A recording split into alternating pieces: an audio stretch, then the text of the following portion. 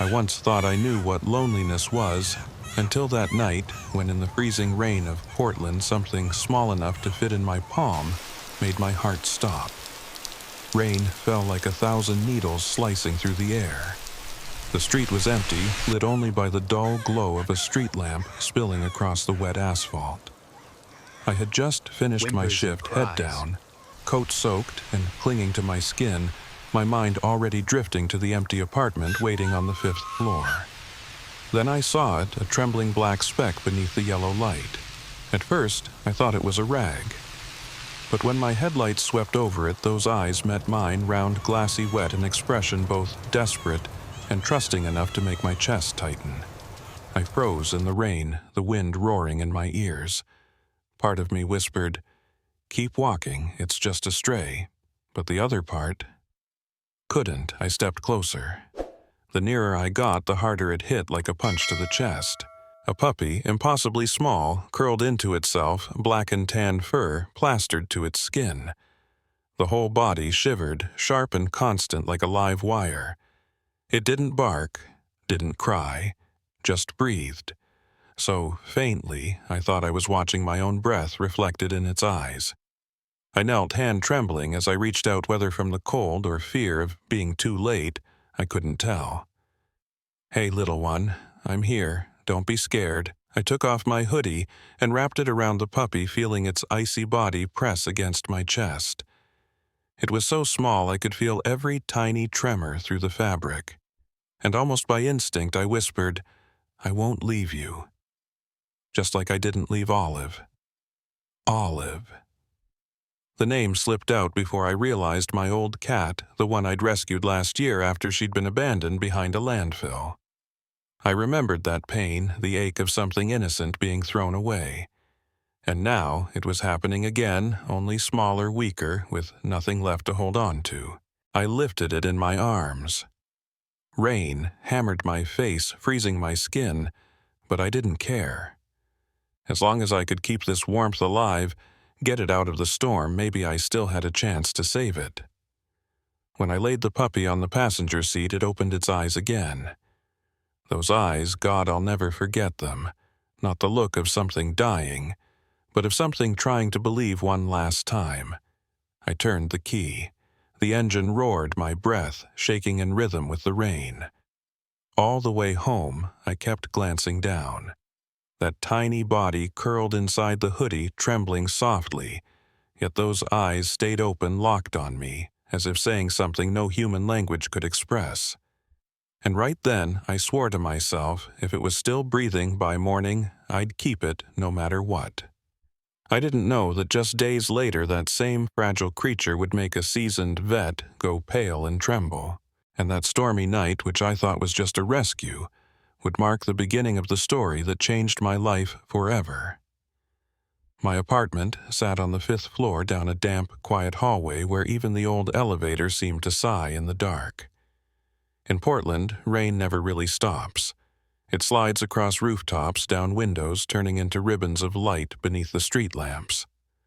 I'd lived alone for 4 years, ever since Olive the cat I'd saved was adopted by a kind family. The silence returned after she left, and I learned to live with it. Until last night when I brought it home. I set the soaked hoodie on the kitchen counter, unfolding it gently like fragile glass. Inside, smaller than I imagined, a Doberman puppy, barely the size of a coffee cup.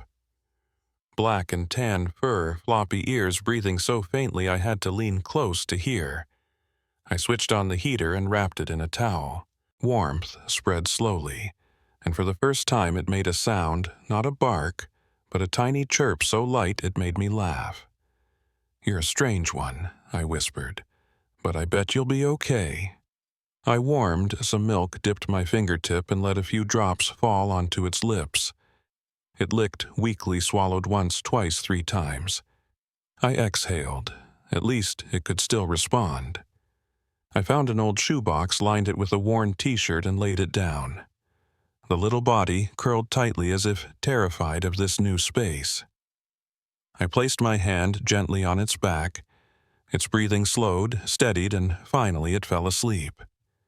That's when I realized my own hands were shaking not from cold, but from fear of losing something again. It had been a long time since anything needed me this much. I leaned against the counter staring out the window. Neon light rippled across the wet pavement like liquid silver. The room that once felt empty suddenly had a pulse. I whispered to myself like a vow, "From now on, this is your home. No one will ever leave you in the rain again." I named it Pixel Tiny, but bright enough to light up my whole world. As the night stretched on, I cleaned up, made a small corner near my desk for it to sleep. Everything was calm, almost peaceful until I turned off the lights. Something made me open my eyes. I turned toward the box.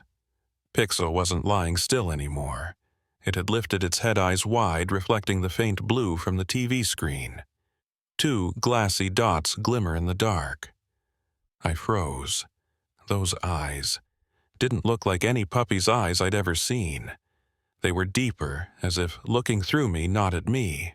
But then it blinked, breathed softly, and curled back down. I let out a small laugh, whispering to myself, "Just the light, Evan. You've been watching too many movies."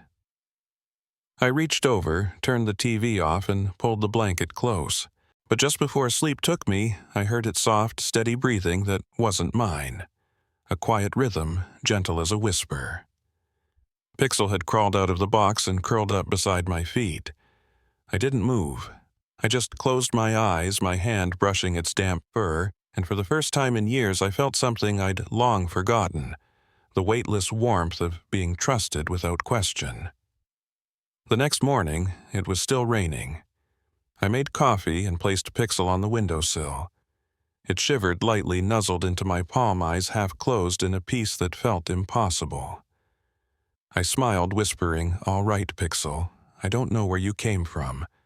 But from now on, I promise you'll never be left behind again." I had no idea that promise would soon be tested in ways I could never imagine. Day 3. The rain still hadn't stopped. Portland's morning was the color of steel, as if the sun had forgotten how to rise. I set Pixel on a small towel beside my coffee cup and watched him sleep, feeling something in my chest quietly soften. But then I realized something wasn't right. Pixel didn't bark, didn't whine, didn't cry for food. He only made this faint, broken sound like a lost baby bird, calling in short, uneven chirps. At first I thought it was cute, but the more I listened, the stranger it felt. That afternoon, I placed a dish of puppy food in front of him, the soft, chicken-scented kind every pup loves.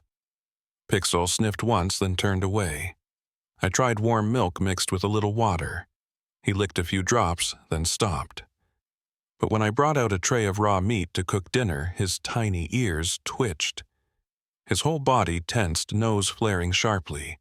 Before I could blink, he jumped a fast, startling movement. He sniffed the meat, releasing a low growl. Not loud, just a warped breath, but enough to make the hair on my arms rise. I pulled my hand back. "Hey, easy. It's just meat." Pixel backed off a little, then crawled into the corner of his towel, curling up as if nothing had happened. I stood there listening to the rain outside the window, and suddenly the whole room felt colder. That night, I worked late. The laptop cast a pale blue glow on the wall. Pixel slept on the desk head resting on my wrist. Everything was quiet until I heard it. A faint sound like tiny claws brushing the floor. I looked up. Pixel wasn't there anymore. My eyes swept the room, heart pounding. Then I saw him standing on the high stool by the window, his eyes catching the streetlight gleaming in the dark. I froze. How could something so small have jumped that high? Pixel turned his head toward me. "That looks different." Not scared, not lost. Watching, calculating. "Pixel," I whispered, "come down, buddy. What are you doing up there?" No reaction, just a tilt of the head, drooping ears and eyes that sliced through the dim light. After a moment, he leapt down so silently I barely heard him. He walked over, brushed against my leg, and crawled back into his blanket as if nothing had happened. I sat there, heart hammering. "You're a strange little thing," I muttered. I tried to laugh, but it came out dry. That night I dreamed I was running through the rain holding Pixel, while something followed something with glowing eyes that breathed in rhythm with mine. When I woke, my heart was racing. Then I heard it soft scratching against the floor. Pixel was pacing. His steps made no sound, only faint clicks, measured deliberate like he was mapping the room. The window light slid over his back, glinting off his eyes. I held my breath, waiting. He stopped beside the bed, looked up at me, then slowly climbed up and curled beside my shoulder. I stayed still, feeling his warmth, the soft rhythm of his breathing. Part of me wanted to believe he was just a normal puppy, but another part, deeper, colder, whispered, "No, Evan. Something's wrong." By morning, Pixel seemed fine, even stronger. He ran around my feet, tail flicking lightly, no longer weak at all.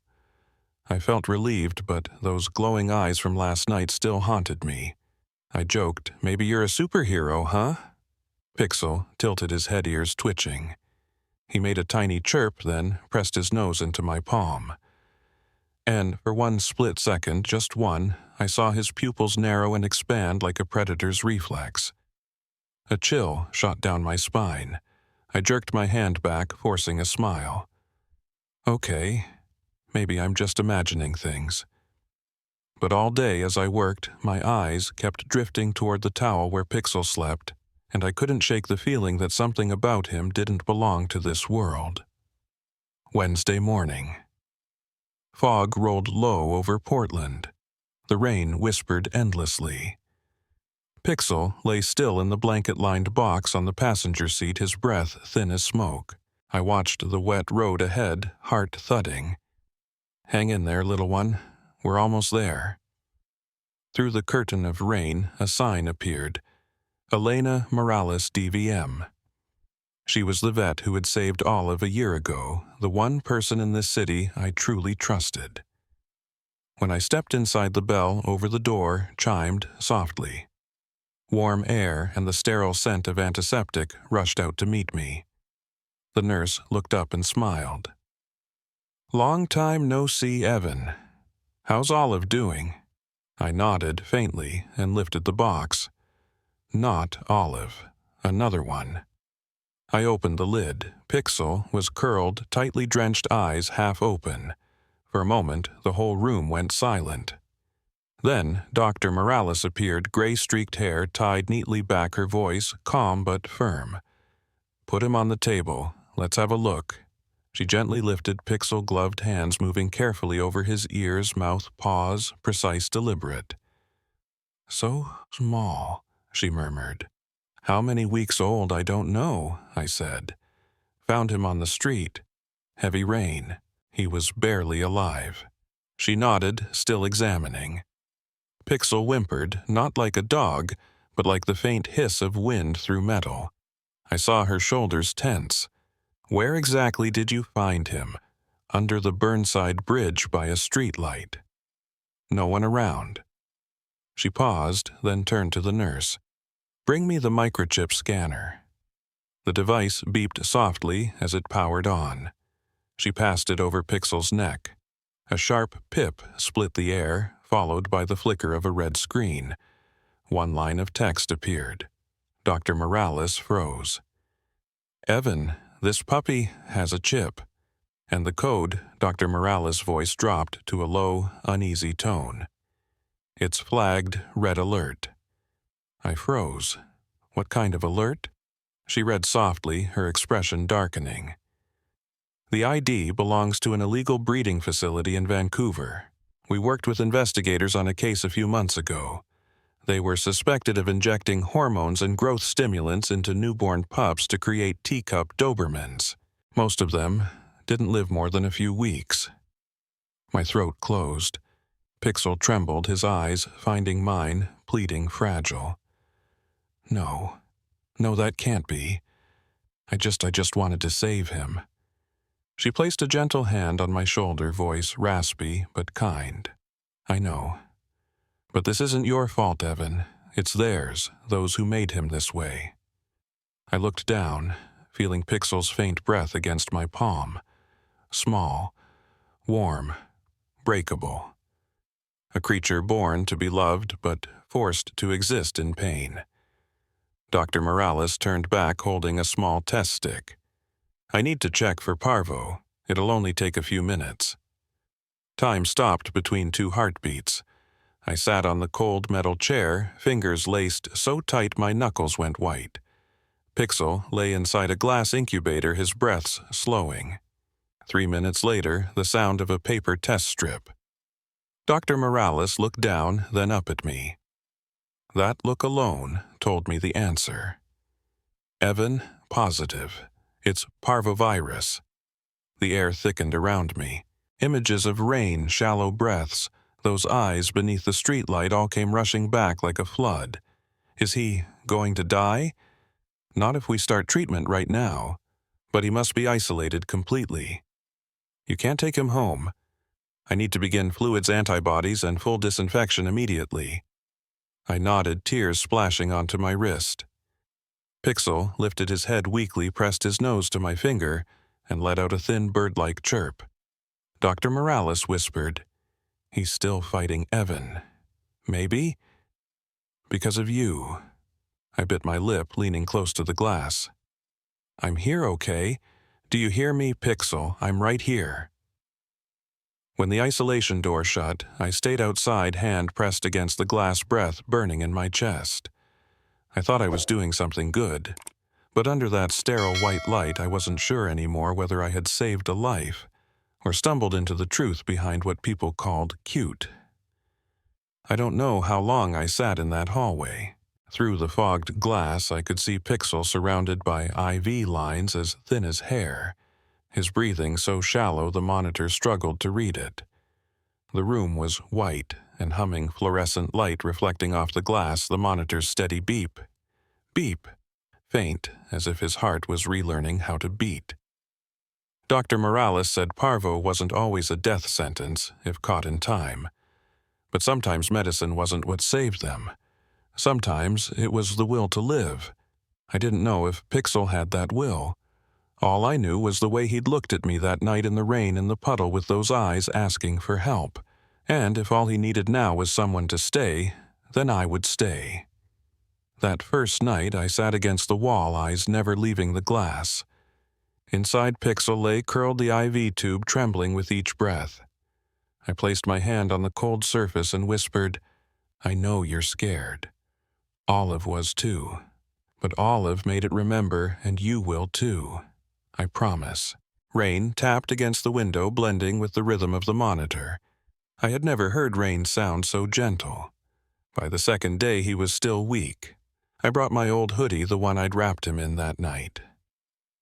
Dr. Morales allowed me to leave it inside the incubator so the familiar scent could calm him. The fabric absorbed his warmth, and for the first time Pixel moved his tiny ears, twitching. I swallowed hard and murmured, "I see you, little one. That's it. You're doing great." On the third night I fell asleep in the plastic chair. When I woke, a faint chirp broke the silence, the same sound I once thought was strange, now achingly beautiful. Pixel lifted his head. His eyes were cloudy with exhaustion, but still glimmered. I stepped closer, my chest tightening. "Good morning, little warrior." He didn't understand, but his tail moved just once, the first wag since the hospital. So small, yet enough to make me laugh through tears. By the 5th day, Dr. Morales came out, her voice soft as a breath. "Want to hear some good news?" I turned sharply. "He's okay. Out of immediate danger. Eating a little temperature steady. I think he's going to make it." I stood there for a moment before the tears came, silent but endless. She smiled, resting a hand on my shoulder. Sometimes the smallest souls teach us how to wait. When I went inside, I carefully lifted the lid of the glass chamber. Pixel was weak but awake. I reached out my hand. He sniffed it, then pressed his nose to my fingertip and made a tiny chirp. I laughed through the tears. "Welcome back, Pixel." In the days that followed, I came every morning. I'd read silly news headlines aloud. At night, I'd just sit quietly beside him. Little by little, Pixel began to stand. He stumbled, fell, then stood again. Dr. Morales smiled. "You know, he's recovering better than most parvo cases I've seen. Maybe he knows someone's waiting for him." I smiled faintly. I think it's not just me waiting.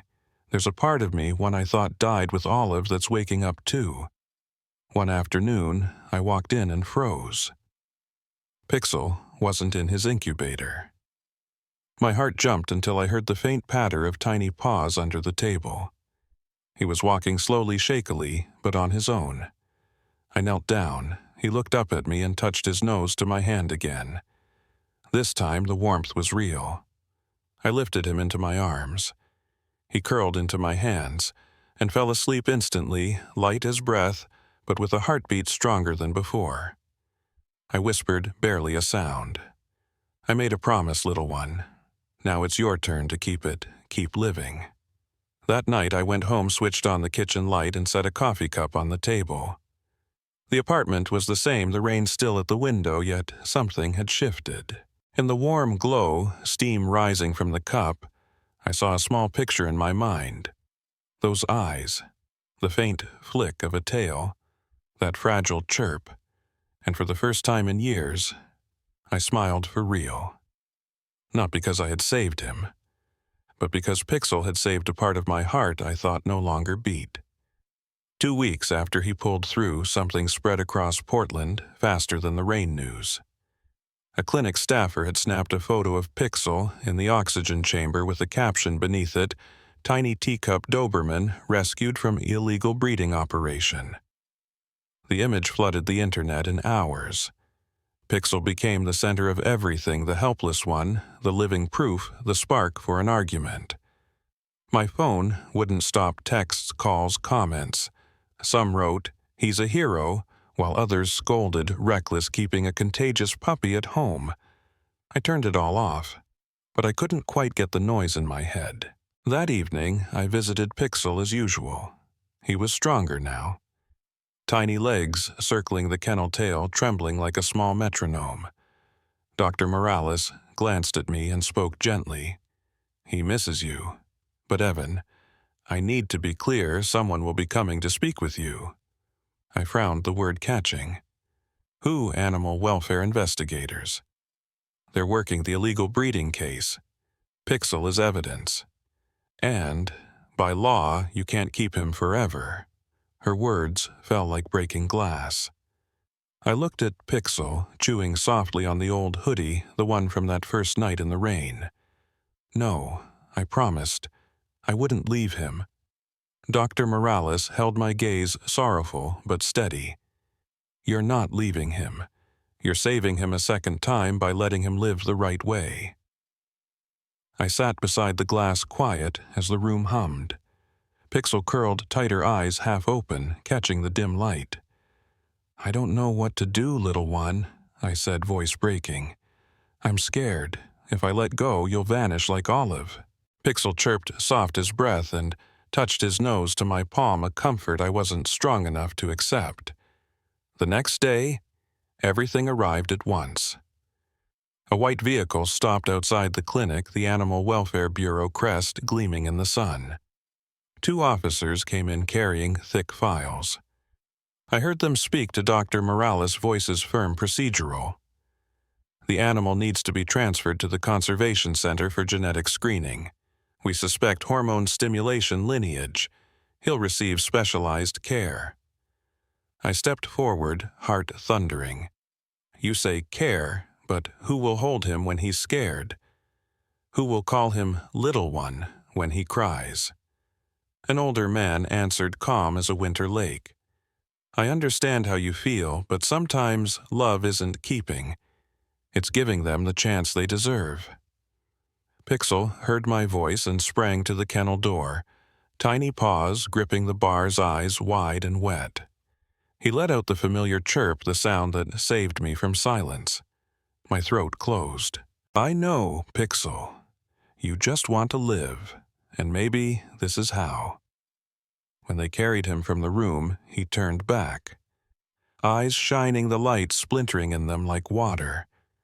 I raised my hand to the air between us, the distance cold as iron. Dr. Morales stood beside me, her hand on my shoulder. You know, Evan, real kindness isn't holding on. It's having the courage to give.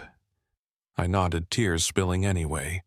I just wish I were as strong as you say. You already are.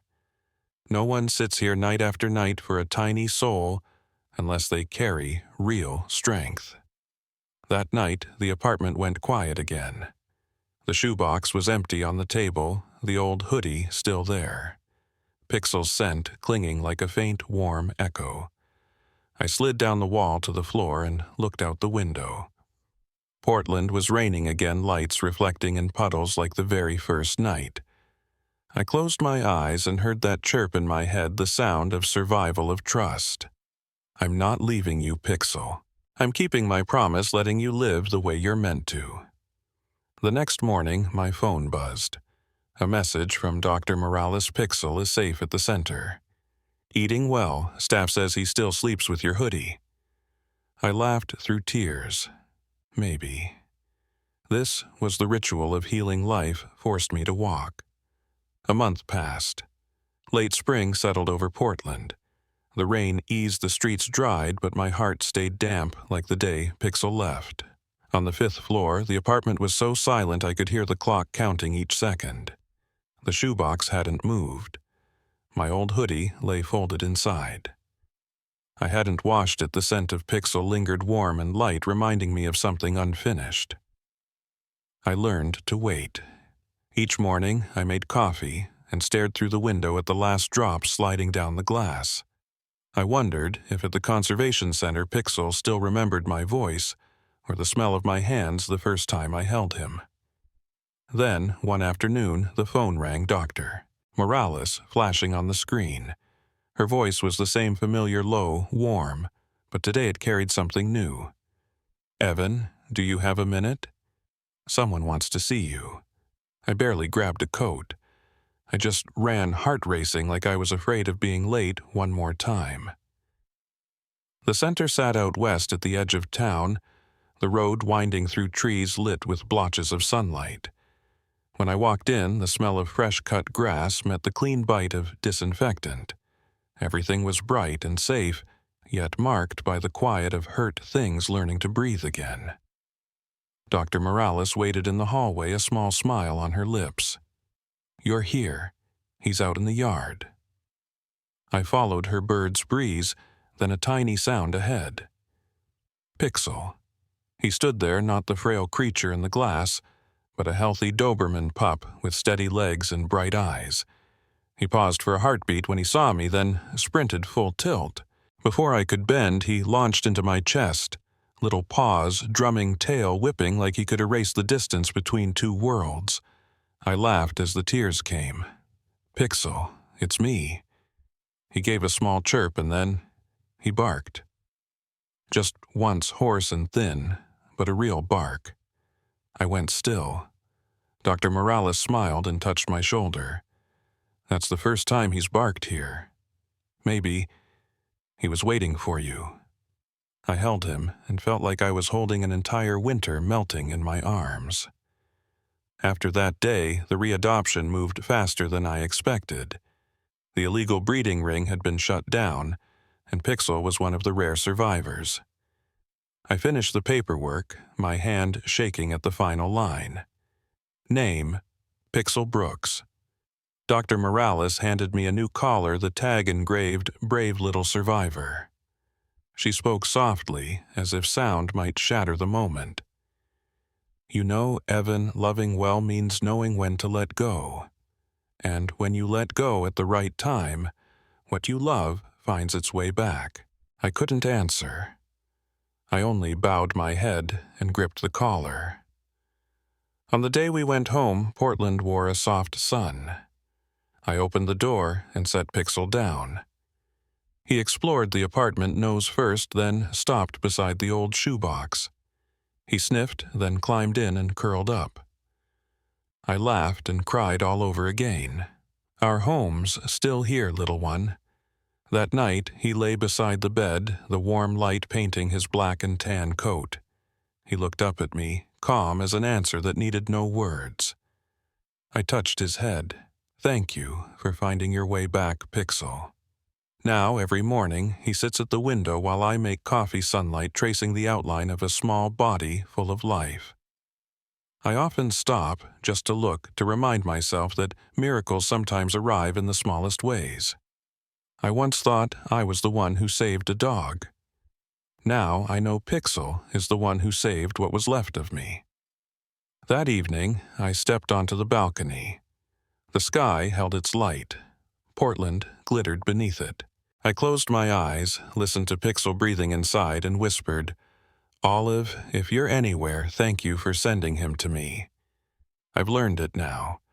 Love isn't holding on. It's the courage to let go." A warm breeze moved, carrying the scent of old rain, and in that moment I knew both Pixel and I had been saved. If you've stayed with me this far, thank you. Not just for listening, but for witnessing a small miracle the kind named kindness. Pixel came to me in the coldest rain of my life, and from his fragile breath I learned again how to love, how to trust, how to live. The day I held him, I thought I was doing the right thing, saving a life. But through it all, I realized he was the one saving the life left inside me. I don't see myself as a hero or a rescuer. I'm just an ordinary person, someone who didn't turn away when the world chose silence. If this story reached you, do something no matter how small. Share, speak, act. Because out there, thousands of other Pixels are shivering in the rain, waiting for a hand to reach down. Don't let anyone die in silence. Not while kindness still exists. Not while we can still stop, bend down, and say, "I see you." I won't walk away. If you believe that, come join us at Rescue Road, where every small life is seen, and every heart that once felt broken learns how to beat together again.